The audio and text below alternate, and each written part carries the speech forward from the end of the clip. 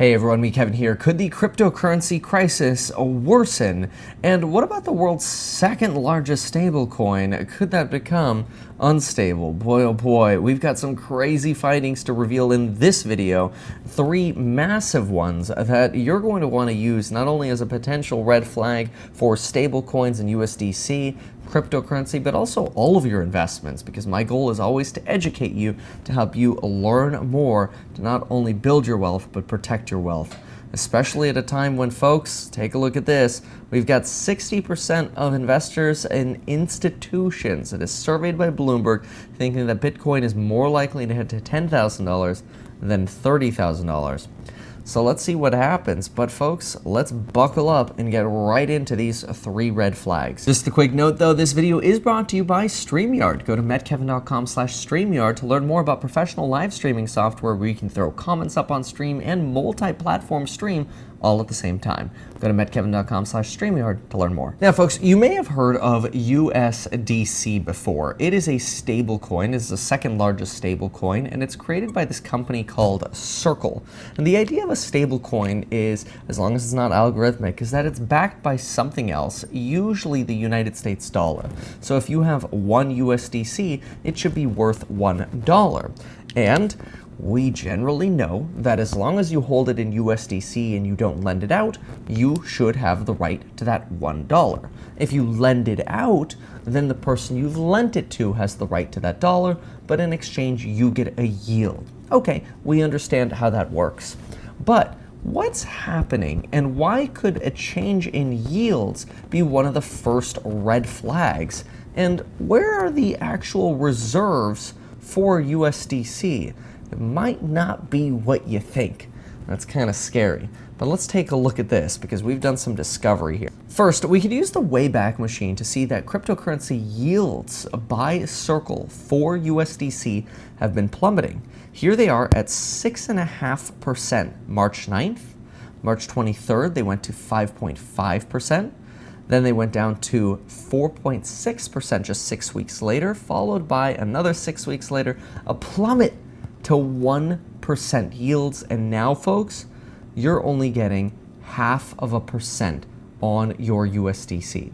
So all of a sudden, yields have plummeted in just 4 months from over 6.5% to just 0.5%. Now, Circle makes an argument for this, and they make the following statement here. They tell us that during unprecedented times that we're going through in the digital assets marketplace, Circle Yield has performed as designed. All borrower margin calls have been met, and Circle Yield remains over-collateralized. Okay, hold on a second, because this is really important. Because we heard that loans are over-collateralized at Voyager Digital and BlockFi as well. But then 3 Arrows Capital, which is a hedge fund, or was a hedge fund, with $18 billion under management, decided to go bankrupt, disappear, and not provide any liquidity to the margin calls that were made by companies like Voyager Digital, who now is filing for Chapter 13 bankruptcy, and BlockFi, who's had their valuation slashed by around 90%, which is insane. So all of a sudden, you kind of lose faith in this hope that, oh yeah, don't worry, margin calls will save you in the crypto industry.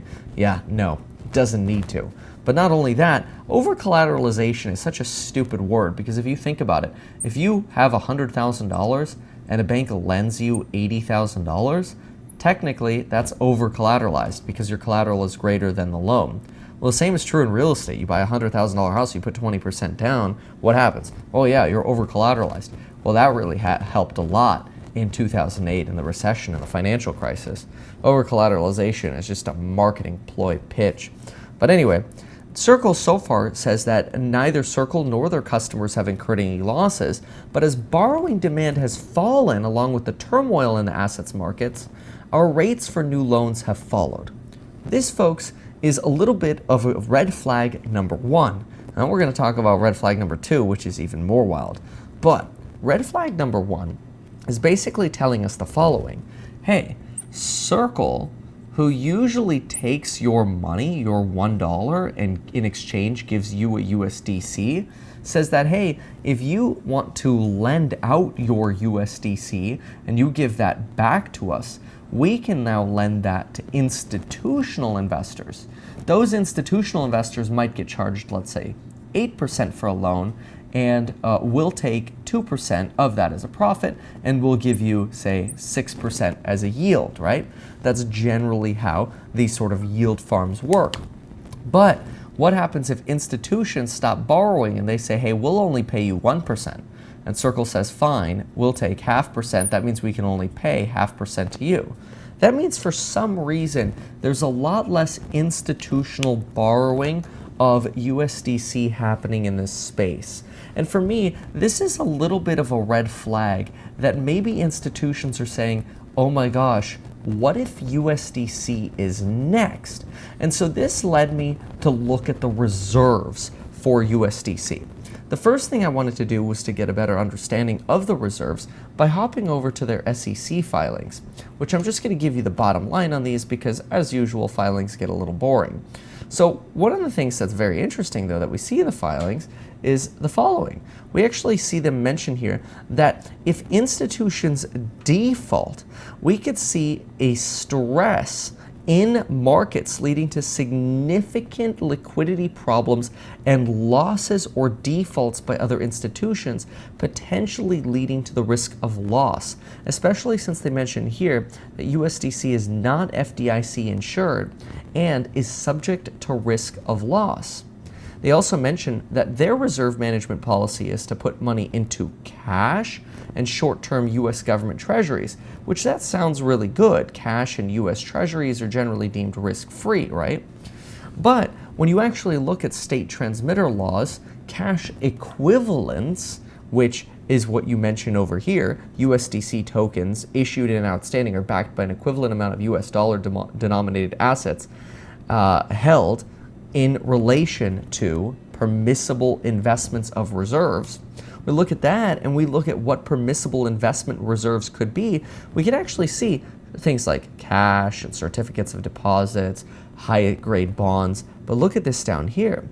You could also have a permissible investment that's considered a cash equivalent right here in virtual currency.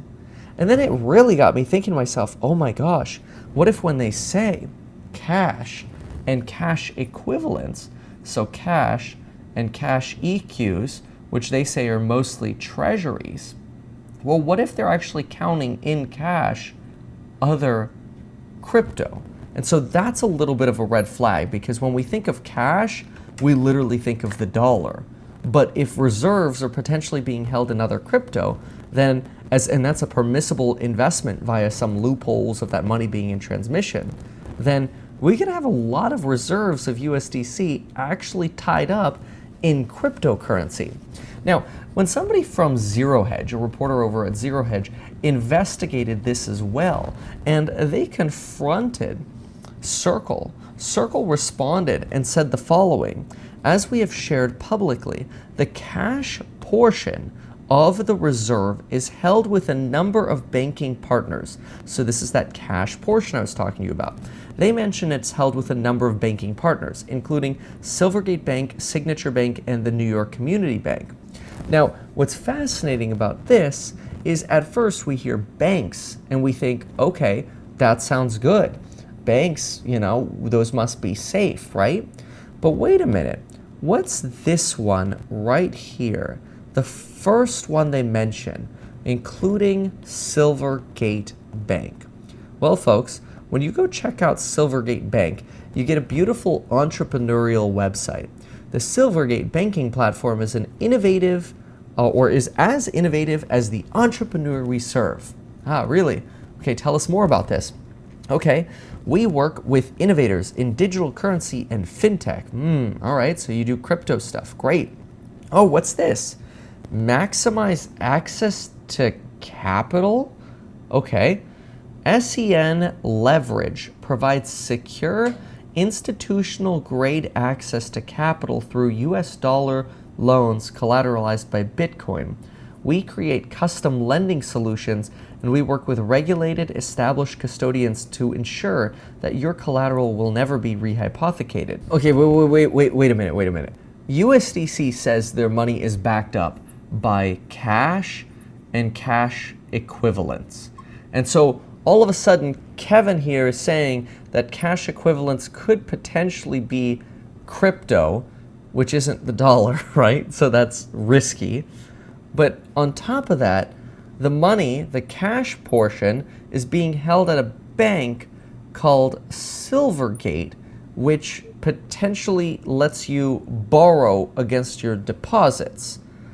But then it wouldn't be a reserve anymore, right? I mean, the money's supposed to be in custody. At least we're told that our cryptocurrency deposits or our USDC reserve is being custodied, right? Well, take a look at this. When you jump on over to the next section of the Silvergate Bank website, what do you get? Institutional custody. As a federally regulated bank that's been serving institutional investors in digital assets since 2013, we're well suited to be your qualified custodian. Our custody solution was built, tested, and audited by industry pioneers. Okay, whatever. Safeguard and store your Bitcoin and other digital assets, like USDC, in segregated cold storage accounts. Our proprietary approach, blah, blah, blah, blah. Whoa, what's this? Plus, our team's industry expertise ensures you have access to institutional solutions, including the Silvergate Exchange Network that allows you to efficiently execute your trade strategies. But remember what the Silvergate Exchange Network was? It was an opportunity to get access to lending. And so what's fascinating here is really what could be happening is that when we deposit $1 into USDC, they could literally tell us to our face, hey, don't worry, we keep all of it in cash and cash equivalents. And these might be treasury bonds right here. But they could literally be blowing smoke, misleading us, because cash could actually be crypto that's in transition, or it could be the money, USDC, that's deposited with Silvergate, and then through the Silvergate Exchange Network is allowed to be leveraged and lent against, basically, to get loans on. And now all of a sudden, those loans could be invested to try to make more money for Circle.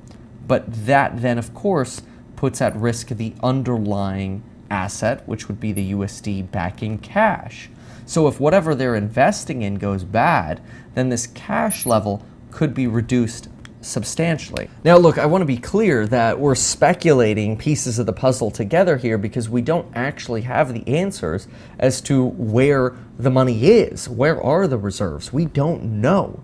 But what we do know is companies like Coinbase told us that our money is not protected in bankruptcy when it's deposited with Coinbase. Remember, not your keys, not your crypto. And the reason I'm mentioning that is because Coinbase and USDC have a partnership via what's known as the Center Consortium, which is owned by Coinbase and Circle. And this sets up the infrastructure for USDC. So if you thought you were safe from Coinbase and their bankruptcy disclaimers with USDC, oops, they're actually in a partnership together. And so then this brings up the big circle of Circle, which I want to show you right after I show this comment from a user in Discord. We had a chat going on, and Rowdy Rick mentioned that $700 for a lifetime when people spend $30,000 to $40,000 per year from school that doesn't even teach you shite is a bargain, is essentially what Rowdy Rick is saying. Rowdy Rick, a course member, shouting out the courses on building your wealth, link down below. Check them out. You can get 50% off. And remember that you're getting lifetime access to these education courses where I continue to add content to them. We go live and do fundamental analysis together. We do real estate analysis together. If you're not part of the programs yet, you really should be. Check them out. This chart here nicely puts together what could be happening with Circle, which is when we deposit money, Circle can then take that money, giving us USDC, and end up sending it to the banks, which lend you against that collateral. This is what we explained, which that money could then be recycled into the process, lent out again, especially to higher risk lenders, whether that's Celsius or BlockFi or 3AC or whatever, and the process gets repeated, while at the same time Circle loses money and just conducts more money raises to try to remain solvent. In fact, if you look at their statement of cash flows here, you'll see exactly that. Last year, they lost $508 million. For a company that's sending you high yields, they lost $508 million. Well, hey, maybe you could just sue them if something went wrong, right? After all, they're a limited company that has an office listed here in Boston, Massachusetts, right? Well, it depends which company or entity you actually would need to file a suit against. See, here you've got Circle Limited Company, but then over here, Crypto Yield by Circle is actually a product offered through Circle International Bermuda, aka Circle Bermuda. So in other words, they have another entity for their yield division. So then who actually has the money? If Circle Bermuda is doing crypto yield, who's holding the reserves? Where are the reserves? And if the reserves are there, why not disclose exactly where the reserves are? And if you're not willing to disclose where the reserves are, which you're not, other than just publicly stating this, then I guess you can't really blame us for feeling skeptical about USDC.